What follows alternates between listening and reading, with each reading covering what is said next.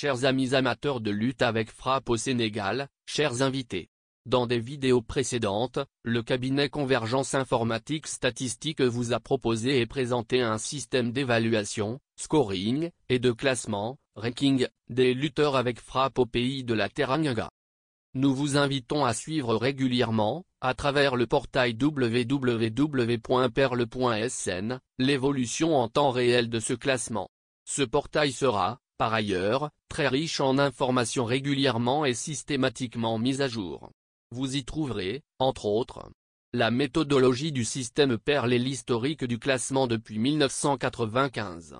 Les résultats de chaque journée de lutte avec frappe au Sénégal, des vidéos des combats, des images et vidéos de tous des lutteurs.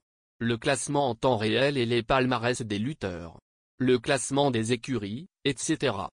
Le site vous offre aussi la possibilité de réaliser des simulations de combat entre deux lutteurs que vous aurez choisis pour connaître l'impact dans le classement d'un éventuel combat selon le résultat, victoire, match nul ou défaite, qui pourrait en résulter. De réaliser des pronostics sur les combats avec, à la clé, des récompenses pour les meilleurs pronostiqueurs. De débattre, à travers un chat, sur la lutte avec frappe au Sénégal ou sur un combat à venir. De nous remonter, le cas échéant, des erreurs sur les palmarès, des suggestions et propositions d'amélioration, etc. Madame Berthe, Mademoiselle Abby, vous avez été les principales développeuses de ce portail. Pouvez-vous nous en dire plus? Quelles sont les perspectives d'un tel outil?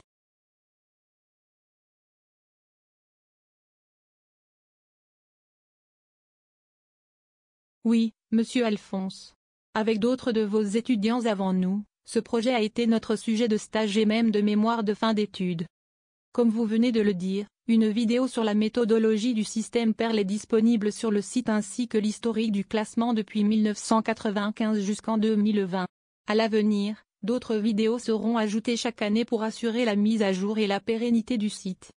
Notre ambition est que ce portail devienne une bibliothèque permanente d'informations sur la lutte au Sénégal, en complément de beaucoup de sites, mais celui-ci sera orienté sur les résultats et la mise à jour du classement Perle. À ce sujet justement, après chaque journée, les résultats des combats seront enregistrés dans notre base de données. Chaque fois que possible, en plus du résultat, nous stockerons pour chaque combat la durée du combat et le type de chute. Précisons d'emblée que nous ne sommes pas des spécialistes de la lutte et que nos propositions ne sont que des éléments provocateurs de réflexion.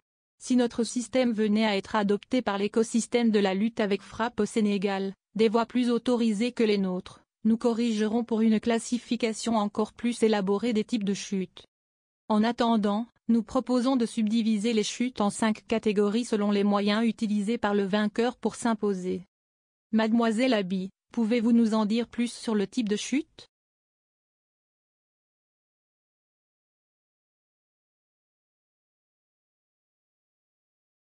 Avec plaisir Madame Berthe. Notre proposition s'articule autour de 5 catégories de chutes, chacune composée de 4 types de chutes. Les catégories proposées sont les suivantes. La catégorie des chutes utilisant les techniques de la main ou du bras. La catégorie des chutes utilisant les techniques du pied et de la hanche. La catégorie des chutes utilisant les techniques coordonnées de l'ensemble du corps.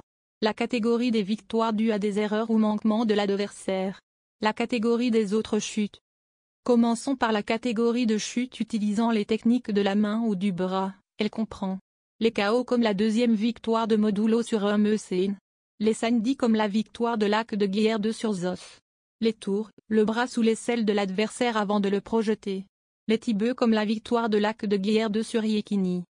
S'agissant de la catégorie de chute utilisant les techniques du pied et de la hanche, nous pouvons noter les Mbot comme la victoire de Règre et Hugues sur Grille 2. Les Tiakabal comme la première victoire de Meussin sur Balagay 2. Les Galgal, crocs en jambes simples. Les chaises comme la première victoire de Modulo sur Meussin. Pour la catégorie de chute utilisant les techniques coordonnées de l'ensemble du corps, nous avons les terreaux où le lutteur exploite sa force pour s'aplatir et tomber sur son adversaire. Les tacs où le lutteur ceinture des bras son adversaire et, avec une percussion en avant, l'envoie au sol. Les boudis comme la première victoire de Tafatine sur Yekini Junior. Les facs où le lutteur tire à lui son adversaire avant de le balayer. Enfin la catégorie des victoires dues à des erreurs ou manquements de l'adversaire regroupe Les victoires par 4 appuis comme la seconde victoire de Amundsen sur Balagay 2. Les contres pour les victoires suite à des gestes manqués de l'adversaire. Les victoires obtenues sur décision médicale souvent après une blessure de l'adversaire. Les victoires obtenues suite à la disqualification ou aux avertissements de l'adversaire. Une dernière catégorie groupe des types de victoires comme les forfaits. Les victoires après recours. Certaines prises exceptionnelles comme celle de Tidiane fait face à Paptine Syndicat. Autre type de chute.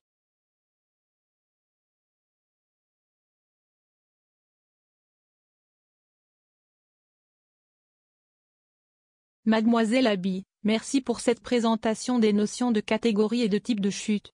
J'avais indiqué tantôt que pour chaque combat, nous avions tenté de recueillir la durée du dit combat. Afin d'analyser les statistiques relatives à cette durée, nous allons définir 7 tranches de durée que nous avons jugées intéressantes en termes d'analyse. Les tranches proposées sont les suivantes. Les combats de moins de 30 secondes. Les combats de 30 à 60 secondes. Les combats de 1 à 3 minutes. Les combats de 3 à 5 minutes. Les combats de 5 à 10 minutes correspondant au premier round. Les combats de 10 à 20 minutes correspondant au deuxième round.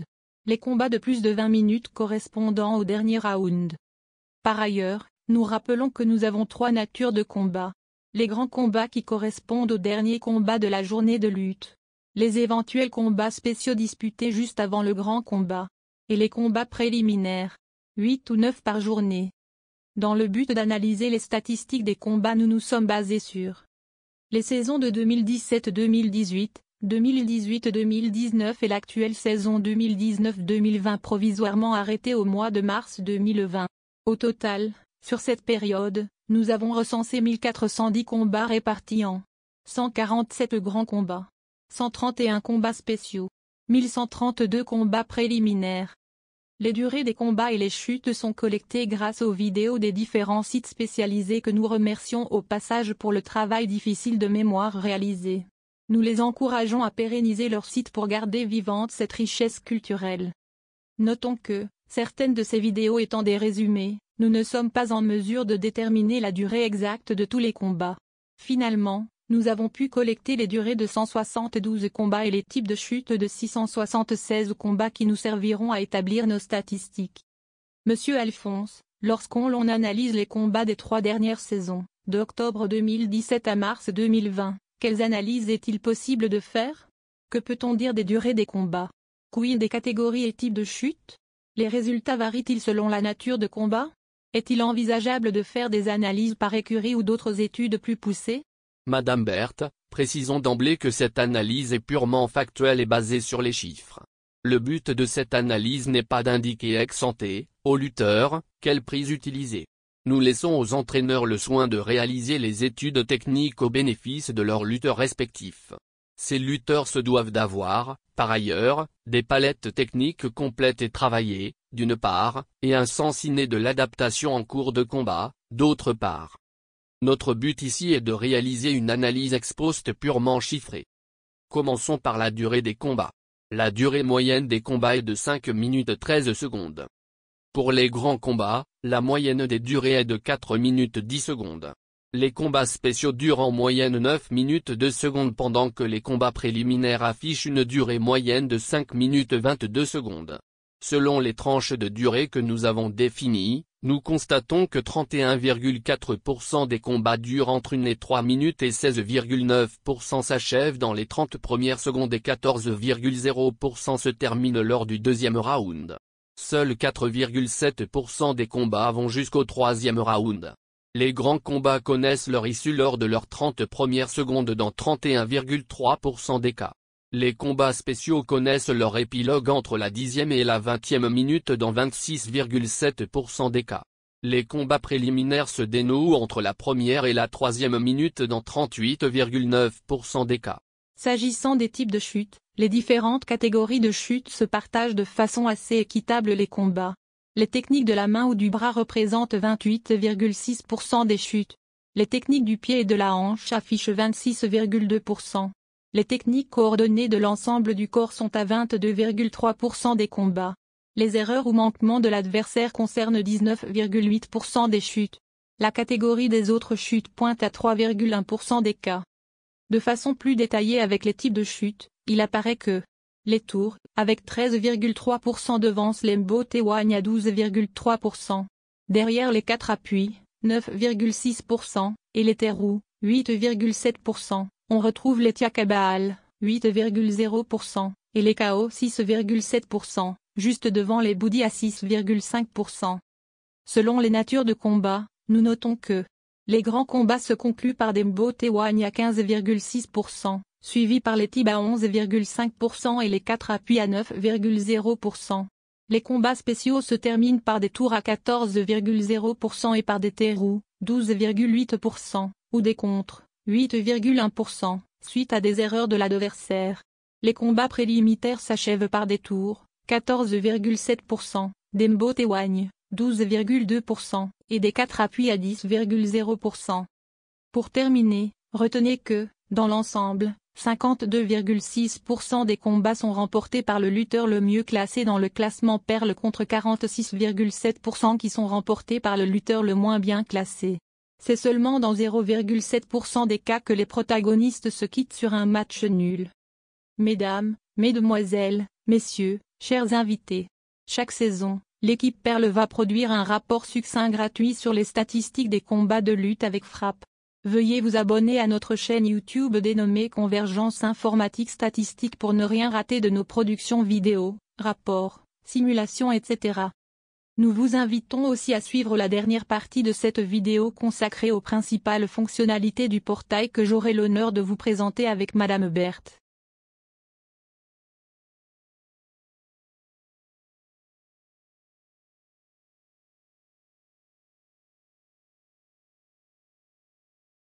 Mademoiselle Abby, en plus de la chaîne YouTube, qui sera accompagnée par nos comptes Facebook et Twitter, nos amis disposeront aussi, bien entendu, du portail www.perle.sn qui continuera à être mis à jour au fil des journées et des saisons.